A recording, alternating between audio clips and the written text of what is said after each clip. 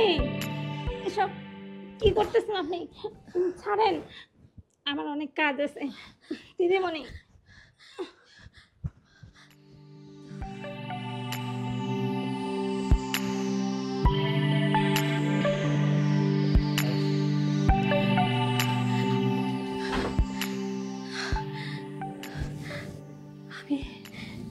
আমি এখন কি করব? ওকে দেখার পর থেকে নিজেকে কন্ট্রোল করতে পারতেছি না। আমার আমার অনেক কষ্ট হচ্ছে। আমি আমি কি করি? ওয়াশরুমে যাবো, ওয়াশরুমে।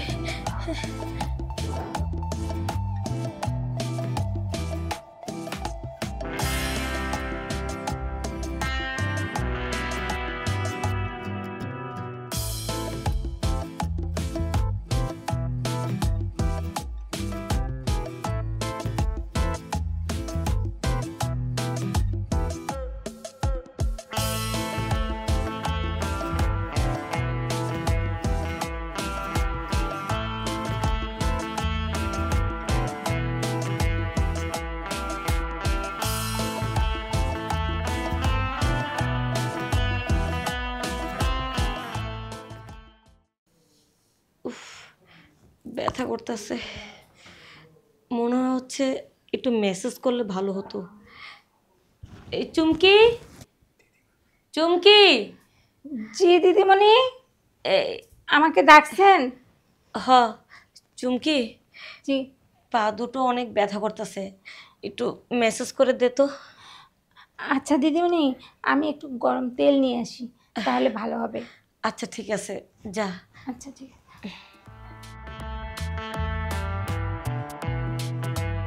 একটু তাড়াতাড়ি কর তো। এই যে আসছি দিদিমণি।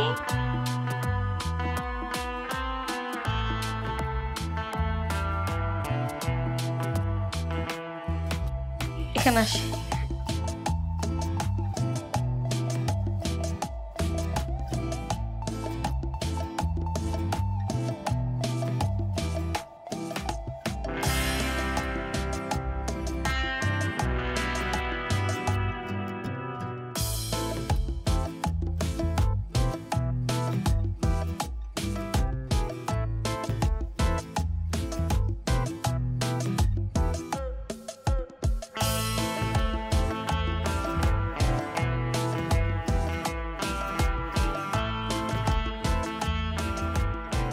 চুমকি, এবার আমার মুখে একটু তেল দে তো, এখানে খুব ব্যথা করতেছে।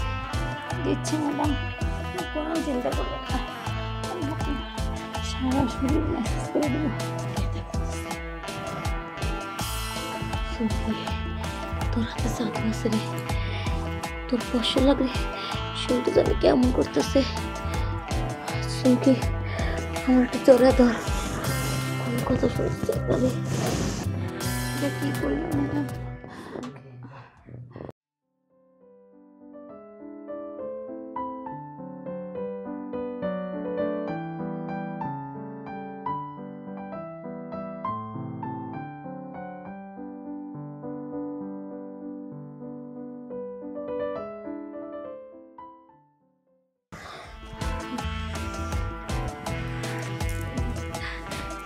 তাইলে এবার যা, কাজ কামগুলো করগা।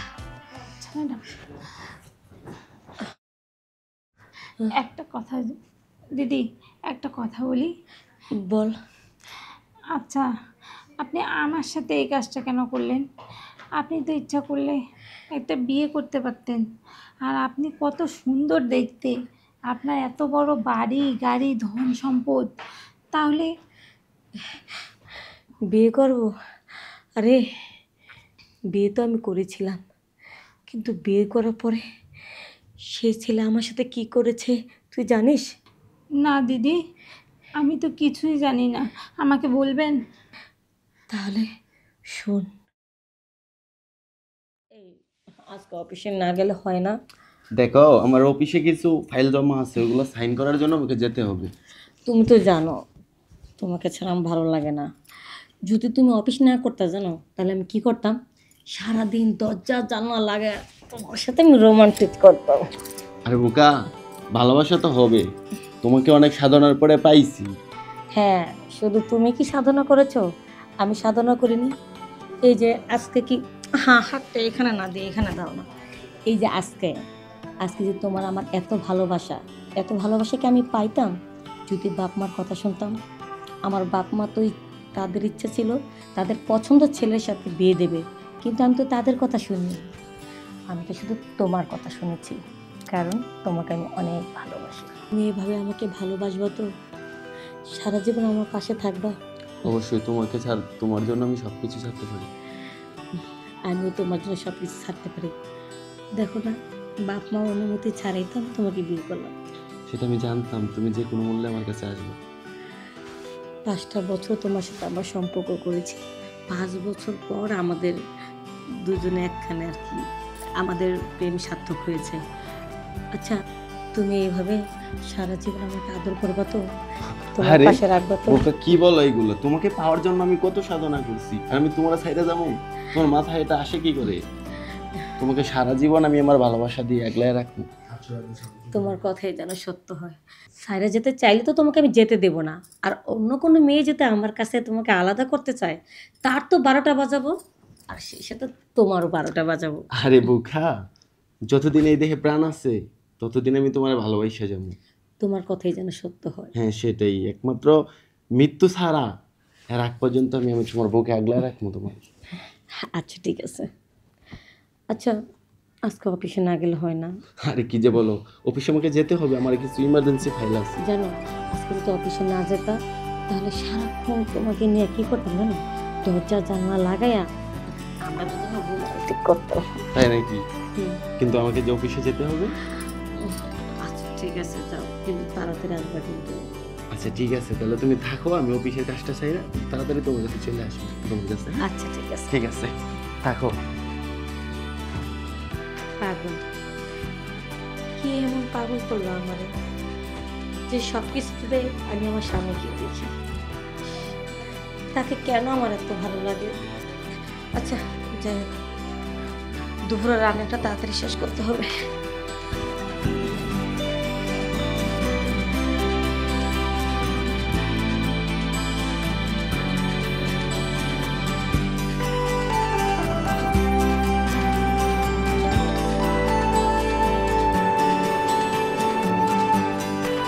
আরে কি যে বলো, তোমার জন্য তো আমি সব ছাড়তে পারি।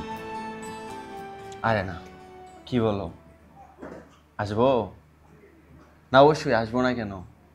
হ্যাঁ আছি, একটু ব্যস্ততা আছে, কিন্তু তোমার জন্য আমি সময় বাইর করে নিব। সমস্যা কি? তোমার জন্য যদি একটু সময় বাইর না করতে পারি তাহলে কি হয়? দেখো, যত রাতই হোক আমি আসবো তোমার কাছে, বলছি তো। হ্যাঁ অবশ্যই আসবো। আরে ওইটা নিয়ে তোমার টেনশন করতে হবে না। হ্যাঁ, আমি তোমাকে কতটুকু ভালোবাসি তুমি তো জানো, মানে তোমাকে ছাড়া আমার সে নিঃশ্বাস নিতেও কষ্ট হয়, বুঝছো?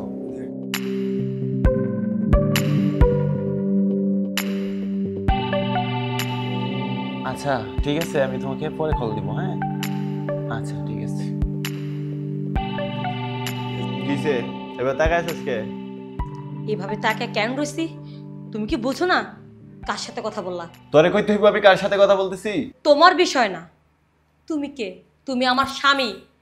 তো আমার স্বামীর দিকে অন্য কেউ যদি নজর দেয় বা হাত বাড়ায় তাহলে অবশ্যই আমি জিজ্ঞাসা করব, সত্যি করে বলো মেয়েটি কে, কার সাথে কথা বললে এতক্ষণ?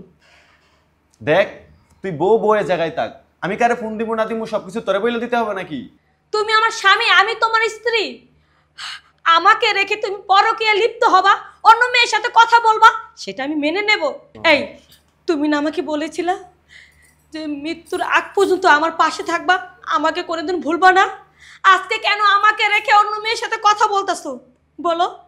এই জন্য কি, এই দৃশ্য দেখার জন্য কি আমি আমার বাপ মাকে ছেড়ে দিয়ে তোমার কাছে এসেছি? দেখ, আমি কার সাথে কথা বলবো না বলবো সেটা আমার বিষয়, এভাবে থাকতে হইলে থাক, না হলে তোর দিন তুই দেখ। কি, এই তোমার ভালোবাসা? এই তোমার মনের কথা? আজকে একটা মেয়ের জন্য তুমি আমাকে ছাড়তে বলতেছো? দেখ, তুই তোর এইসব আবেগ মাবেগ বাদ দে তো, ভালো লাগে না আর এইসব। দেখো দেখো দেখো সোহাগ, তুমি এসব করতে পারো না। আমি তোমাকে অনেক ভালোবাসি, আমার বোঝার চেষ্টা করো। তোমাকে যদি অন্য কেউ আমার কাছ থেকে আলাদা করে ফেলে আমি বাঁচবো না। দেখ, তুই তোর নাটক বন্ধ করবি নাকি আমি বাসাতে চলে যাবো? দেখো আমি তোমার পায়ে ধরে, আমি তোমাকে ছাড়া বাঁচবো না। আমি তোমাকে অনেক ভালোবাসি, দোহাই তোমার। ওই মেয়েকে তুমি বইলা যাও, আমি তোমাকে আরো অনেক দেখ, আদর ভালোবাসা। তোকে ভালোই ভালোই বলতেছি, তোর জন্য আমি বাড়িতে এসে 5 মিনিট তোর সাথে থাকতে পারি না। সমস্যা কি তোর? আমাকে বোঝার চেষ্টা করে সোহাগ, তুমি স্যার আমার কে আছে? শোন, দেখ, প্রতিদিন তোর এসব প্যারা আমার ভালো লাগে না। আজকে তাইকা, এখন তাইকা তোর সাথে আমার যা সম্পর্ক ছিল তাইকানি শেষ। আমি আর কোনোদিন এই বাড়িতে আসবো না। সময় মতো তুই ডিভোর্সের কাগজ পেয়ে যাবি। সোহাগ, এটা তুমি কি বলতেছো? তোর জন্য আমি আর বাড়িতে আসবো না। সোহাগ, ঠিক আছে ঠিক আছে, তুমি চলে যখন গেছো যাও। তুমি যখন আমার ভালোবাসা বুঝলা না, আমারও যখন সাইরে সুখ হইতে পারবা, তাহলে আমিও পারো। আমি বুঝতে পারছি বাপ মার কথা অবদ্ধ হয়েছে দেখা আজকে আমি এত বড় কষ্ট পাইছি। ঠিক আছে, আর কখনো আমি বিয়ে শাদী বসবো না। সারা জীবন দরকার পড়লে আমি একা হয়ে থাকবো, বিধবা হয়ে থাকবো। তুমি আজ থেকে আমার জীবনে মৃত মৃত হয়ে থাকবা।